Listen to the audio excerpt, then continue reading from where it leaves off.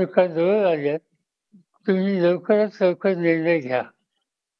आतापर्यंत अनेक निर्णय अशा प्रकारचे झाले, पण पक्ष आणि खुणा दुसऱ्याला देणं हे कधी घडलं नव्हतं. सगळ्या देशाला माहिती आहे, राष्ट्रवादी काँग्रेस पक्षाची स्थापना कुणी केली, या पक्षाची उभारणी कुणी केली, हे माहीत असताना सुद्धा, वस्तुस्थिती असताना सुद्धा पक्षच अन्य लोकांच्या हातात देणं खुनेचं, हा एक प्रकारचा अन्याय करणारा निर्णय. आणि त्याला सुप्रीम कोर्टाशिवाय आमच्याकडे पर्याय नाही. केंद्रीय निवडणूक आयोगाचा निकाल येण्याच्या आधी अजित पवार गटातले नेते वारंवार होते की पक्ष आणि चिन्ह आम्हालाच मिळेल. केंद्रीय निवडणूक आयोगानं सुद्धा तसाच निर्णय दिला. हे सगळं ठरवून करण्यात आलं किंवा केंद्रीय यंत्रणांवरती दबाव आहे असं आहे की तशा अनेक लोकांनी जाहीर सभेतनं वेळा वेचून हे दोन्ही गोष्टी आम्हाला इतक्या दिवसात भेटतील हे ठिकठिकाणी जाहीर केले. तेव्हाच आमच्या लक्षात आलं होतं की हे सगळं सेटल करून घेतलेले निर्णय, हे निर्णय असेच होणार आहेत, याच्यात आपल्याला अन्यायकारकच निर्णय येणार आहेत आणि आपल्याला पुढची तयारी करायला पाहिजे. आणि त्यासाठी आम्ही वरच्या कोर्टात जायचा पूर्ण विचार करून तयारी केली आहे. साहेब, सध्या राज्यामध्ये आरक्षणाचा प्रश्न जो आहे तो मोठ्या प्रमाणावरती गाजतोय. विशेषतः धनगर आरक्षणाच्या संदर्भामध्ये राज्य सरकारनं सांगितलेलं होतं की आम्ही लवकरात लवकर निर्णय देऊ. मात्र हायकोर्टानं असं सांगितलेलं आहे की अनुसूचित जातींना जर आरक्षण द्यायचं असेल तर तो अधिकार राष्ट्रपतींचा सुद्धा नाही, तर संसदेमध्येच कायदा करावा लागेल. हे असं असताना सुद्धा समाजाची फसवणूक करण्यात आली किंवा वारंवार आश्वासनं देण्यात आली असं तुम्हाला वाटतं? साधी सरळ गोष्ट आहे. आज भाजपचं बहुमत देशाच्या पार्लमेंटमध्ये आहे. भाजपचं बहुमत असलेल्या सरकारने विरोधी पक्षाची जर चर्चा केली तर ते सुद्धा धनगर किंवा बाकीचे जे घटक आहेत, म्हणजे मुस्लिम असतील, लिंगायत असतील, आणखीन कोणी असतील, त्यांना जर आरक्षण देण्याच्या संबंधीचा प्रस्ताव आणत असतील तर त्यांचं अपोजिशनचं सुद्धा साथ आणि सहकार्य मिळायची शक्यता आहे. असं असताना एक वेगळी भूमिका कोर्टामध्ये मांडणं, जेणेकरून या घटकांना आरक्षण देण्याच्या संबंधीची खबरदारी भाजप सरकारने घ्यायची आवश्यकता होती, ती न घेतल्यामुळं हा निकाल लागलेला आहे. आणि या वर्गाला एक प्रकारचं त्यांच्यावर अन्याय झालेला आहे. साहेब, सध्या लोकसभा निवडणुकांची तयारी जी आहे ती प्रत्येक पक्षाकडून केली जाते. विशेषतः आता संपूर्ण देशाचं लक्ष बारामतीकडे लागलेलं आहे किंवा या मतदारसंघाची चर्चा होते मोठ्या प्रमाणावरती. उपमुख्यमंत्री काल बारामतीमध्ये होते. ते बारामतीकरांना असं आवाहन करताय की आता बारामतीकरांची खरी कसोटी आहे. भावनिकतेच्या मुद्द्याच्या पाठीमागे जायचं की विकासाच्या पाठीमागे उभं राहायचं, हे बारामतीकरांनी ठरवायचंय. जर माझ्या विचाराचा खासदार निवडून दिला नाही तर मी विधानसभेला उभं राहणार नाही असं उपमुख्यमंत्री सातत्यानं सांगितलं. असे हा प्रत्येकाचा व्यक्तिगत निकाल आहे. भावनात्मक असेल हे आमच्याकडनं करण्याचं काही कारण नाही. आणि त्याचं कारण बारामती मतदारसंघाचे लोक आम्हा लोकांना वर्षानुवर्ष ओळखतात. त्यामुळे आमच्याकडून भावनात्मक असं अपील करता येणार नाही, करण्याची आवश्यकता नाही. पण ज्या पद्धतीनं विरोधकांच्याकडनं भूमिका मांडली जाते ती पद्धती, त्यांची भाषणं ही काहीतरी वेगळं सुचवत आहेत आणि त्याची नोंद समंजस मतदार बारामतीचा निश्चित प्रमाणे घेईल आणि योग्य तो निर्णय घेईल. कालच्या भाषणामध्ये अजितदादांनी सांगितलं की संपूर्ण पवार कुटुंबीय मला एकट्याला वेगळं पाडण्याचा प्रयत्न करते, आपल्या सर्वांची साथ पाहिजे. की उमेदवार कोणी असेल, निवडणुकीत त्याचा मतदारांशी साथ मागण्याचा अधिकार आहे आणि त्या दृष्टीने त्यांनी काही केलं असेल तर केलं असेल. पण संपूर्ण लोक एका कुटुंबाच्या एका बाजूला आहेत आणि मीच एकटा असं सांगणं, याचा अर्थ लोकांना स्वतः भावनात्मक भूमिका बांधून त्यांची सहानुभूती ही मिळवण्याचा प्रयत्न त्या ठिकाणी दिसतो.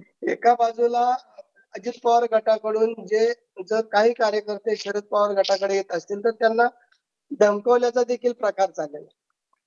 असं ऐकलं मी, अनेक कार्यकर्त्यांनी सांगितलं की आम्हाला टेलिफोन येतात, आम्हाला बोलवलं जातं, आम्हाला दमदाटी दिली जाते, तुला या पदावर मी बसवलं सांगितलं जातं वगैरे वगैरे अनेकांच्याकडून. ठीक आहे, आता हे होत आहे.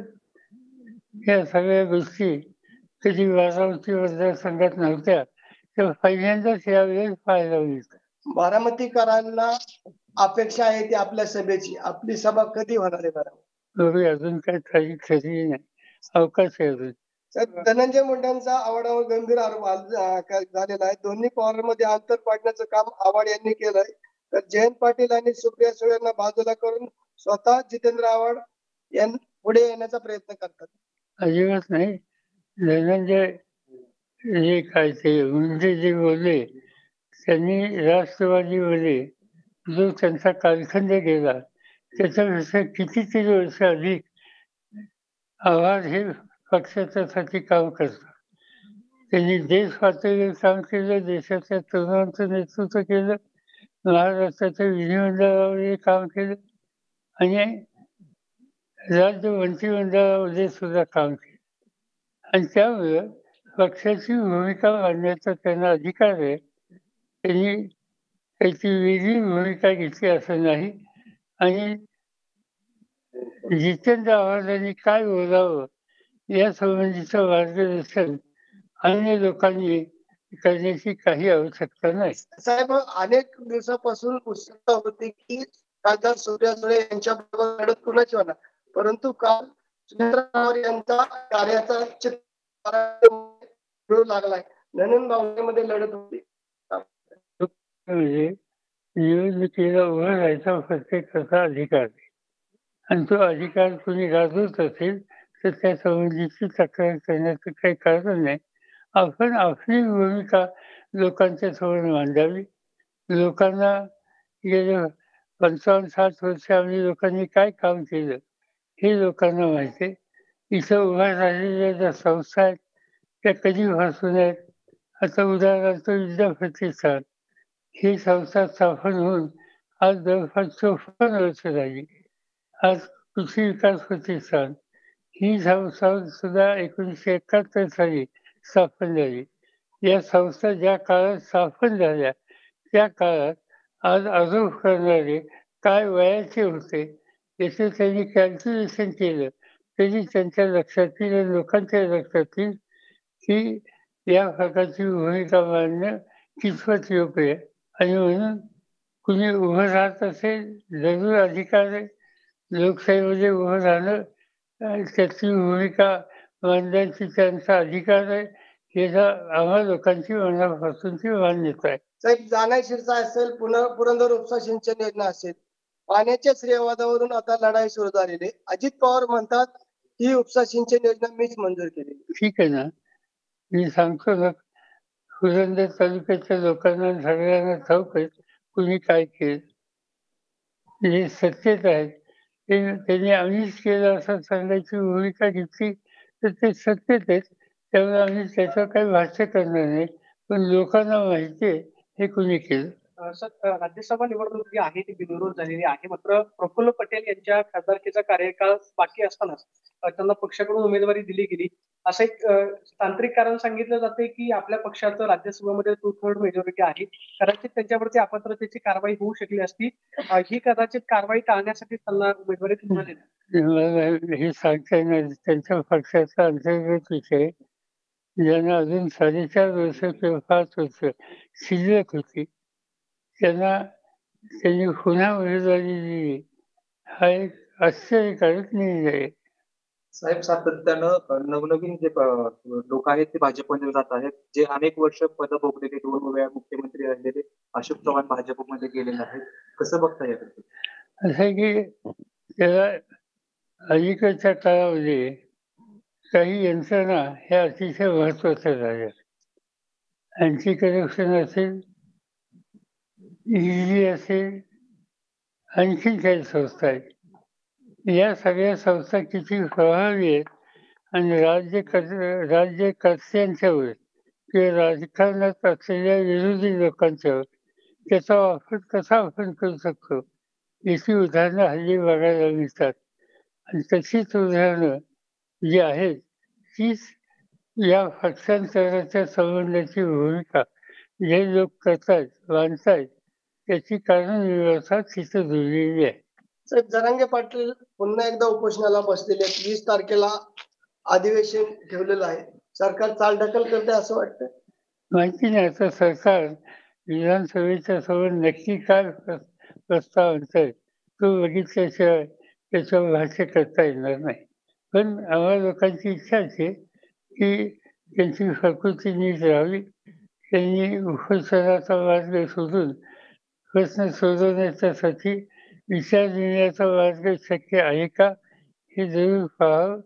लोकांची सहानुभूती त्यांना आहे, प्रश्न सुटावा असं लोकांनाही वाटतं आणि त्यासाठी राज्य सरकारने समंजसपणाची भूमिका लवकरात लवकर घ्यावी.